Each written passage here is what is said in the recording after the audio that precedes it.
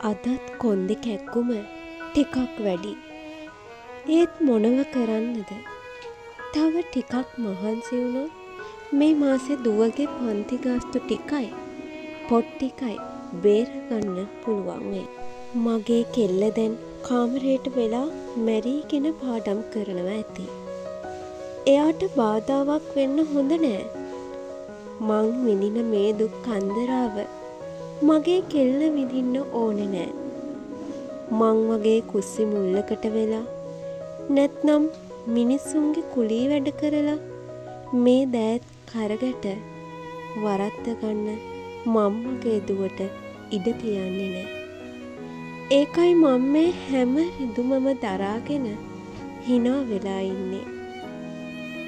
උදේ ඉඳන් රෑ වෙනකල් දෑත වීරියෙන් හම්බ කරන්නේ මගේ කෙල්ල ලස්සනට ඇඳලා හොඳ තැනකට යනවා දකින්න. කවදා හරි දුව ලොකු නෝන කෙනෙක් වෙලා සමාජයට වැජපෙන දවසට අන්න එදාට මගේ මේ හැම කොන්ද කැක්කුමක්ම හැම දහඩිය බිඳුවක්ම සූල් වෙලා යාවි. අම්මා කෙනෙක් තමන්ගේ ජීවිතේ විඳින ලොකුම දුක් ගැහැට විඳින්නේ දරුවෝ වෙනුවෙන්මයි. ඇය ඒ දුක් කන්දරාව දරන්නේ ඊටාම සතුටින්. ඇය දරුවා මෙලොව බිහි කරන්න මරණීය වේදනාවක් විඳිනවා. එදා ඉඳන් ඇගේ මුළු ජීවිතයම කැප කරන්නේ දරුවා වෙනුවෙන්. තමන් නොකා නොබී තමන්ගේ බඩගින්න නිහඬව දරාගෙන මුට්ටියක ඉතිරි වෙන අන්තිම බත් ටිකත් දරුවන්ගේ පිඟානට බෙදන්නේ ඇයයි. තමන්ට අලුත් ඇඳුමක් ගන්න තියෙන සල්ලි ටික හිතකින්ම අතහැරලා දරුවා ආස කරන සෙල්ලම් බඩුව පොතපත පන්ති ගාස්තු ගෙවන්නේ ඇයයි. අද බොහෝ දරුවන් ජීවත් වෙන්නේ සැබෑ ලෝකයේ නොව අතේ තිබෙන දුරකථන තිරය ඇතුලේ. ඔවුන්ට නොපෙනෙන එකම දෙය නම් තමන්ගේ අනාගතය වෙනුවෙන් කඳුළු සලන මවගේ හෝ පියාගේ වෙහෙසයි.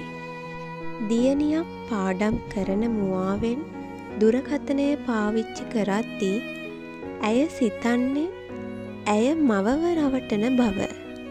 නමුත් ඇය ඇත්තටම රවට ගන්නේ ඇයගේම ජීවිතය. අම්මා කෙනෙකුගේ හිත රිදවා ඇගේ බලාපොරොත්තු බිඳ දමා තිරයක් තුල සොයන ඒ ෂණික සතුට දිනක මහත් පසුතැවීමක් වනු ඇත. තාක්ෂණය යනු මෙවලමක්. එය ඔබව පාලනය කරන ස්වාමියෙකු නොවිය යුතුයි.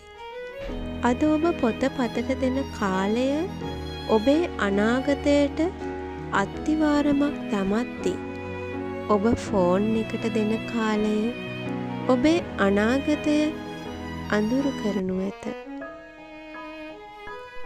අම්මා කෙනෙක් මහලු වුණාමත් විඳින්නේ දරුවෝ නිසාම ඇතිවුණු දුකක්.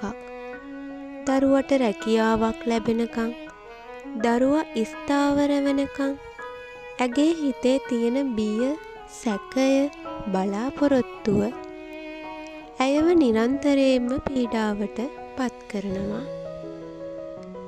අද අපි දකින බොහෝ දරුවන්ට අම්මා විඳින මේ දුක පේන්නේ නැහැ. ඔවුන් හිතන්නේ අම්මා නිකම්ම වයසට යනවා කියලා.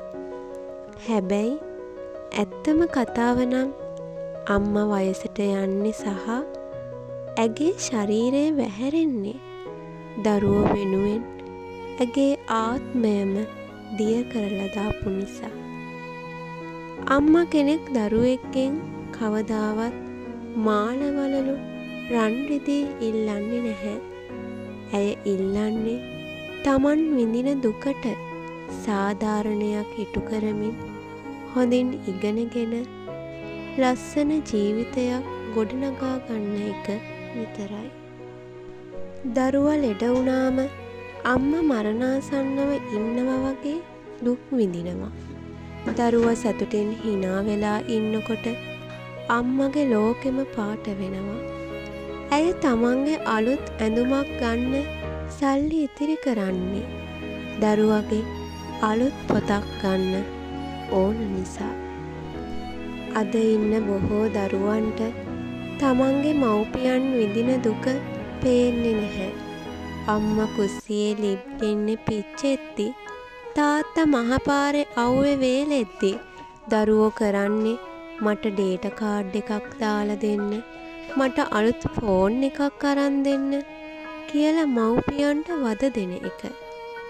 මව්පියන්ගේ දහඩිය සුවඳට වඩා ඔවුන්ට වටින්නේ ෆෝන් එකේ ස්ක්‍රීන් එකෙන් එන ආලෝකයයි. අම්මා කෙනෙක් කියන්නේ තමන්ගේ මුළු හීනයක්ම කැපකිරීමක්ම තමන්ගේ දරුවන් වෙනුවෙන් කැප කරන ලොව උතුම්ම ගැහැණියයි. ඒ ලිප් ගින්දරට දැතේ කරගෙටවලට තමන්ගේ ලේ දහඩිය වැය කරන්නේ ඔයාගේ හෙට දවස ලස්සන කරන්න හිතාගෙන. පාඩම් කරනවා කියන බොරුවට මුවා වෙලා අඟල් 5ක දුරකථන තිරයක් ඇතුලේ ඔයා ලබන ව්‍යාජ සතුට ඇත්තම සතුටක්ද? මතක තියාගන්න, ඔයා රවට්ටන්නේ ඔයාගේ අම්මව විතරක් නෙවෙයි. ඔයාගේම හෙට දවස තාක්ෂණයට වහල් වෙලා මව්පියන්ගේ කඳුළු මතින් තරණ කීන කවදාවක්වත් සැබෑ වෙන්නේ. දුරකථනය පැත්තකින් තියන්න, ඇස් ඇරලා බලන්න, ඔවුන්ගේ බලාපොරොත්තු හඳුනගන්න. මව්පියන් ජීවත්ව සිටියදීම ඔවුන්ගේ හීනවලට කන දෙන්න.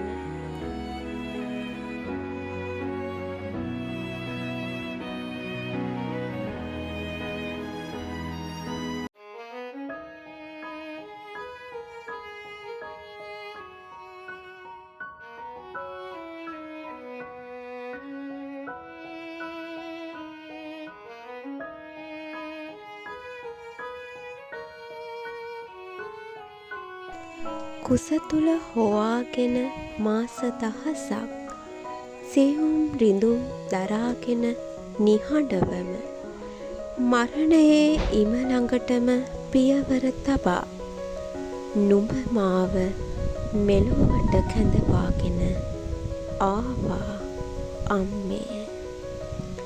මා හැඬු පළමු මොහොතේ නුඹේ මුවින් ගිලිහුණේ සැනසුම් සුසුමක් මගේ නෙතින් ලොව දකින්නට.